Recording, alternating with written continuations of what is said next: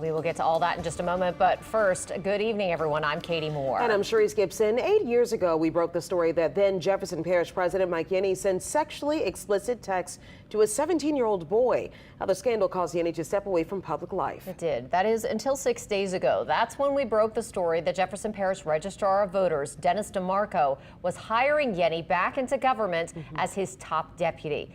WWL Louisiana investigator David Hammer broke both of those stories, and he's joining us now with the latest. Members of the Jefferson Parish Council said that they learned from us last Tuesday that Registrar Dennis DeMarco was hiring Mike Yenni. Ever since then, we've been asking DeMarco for an interview. So far, the head of this important government agency has not agreed to answer our questions. So today, we went to see him at an open public meeting.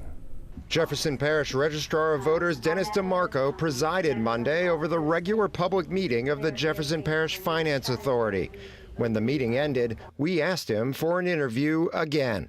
Hey, David Hammer from WWL. Nothing new to report. Okay, but I've been asking you for an interview since middle of last week. All the councilmen. You haven't I finished talking to them. I tell you, nothing to report.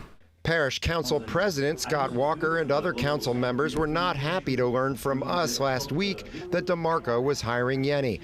They met with DeMarco last Wednesday and Thursday and said DeMarco told them Yenni was qualified to run the elections in the parish. What process did you use to determine that he was qualified for this job? Nothing to report.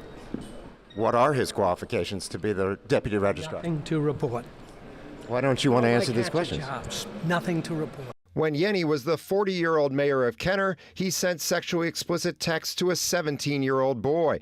In 2016, the teen provided us with copies of the texts, in which Yenni asked to see the boy model underwear Yenni allegedly bought for him. The text showed Yenni asking to see the boy naked and asking to perform a specific sex act. Do you think the public has a right to know about him being hired and why he was hired? Come on, David, you're trying to do a hatchet job. Nothing to report.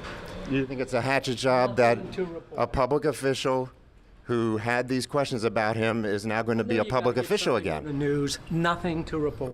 2 days after our story in 2016, Yenni apologized. I chose to send improper text to a young man. I won't go into details out of respect for the rights and privacy of all parties.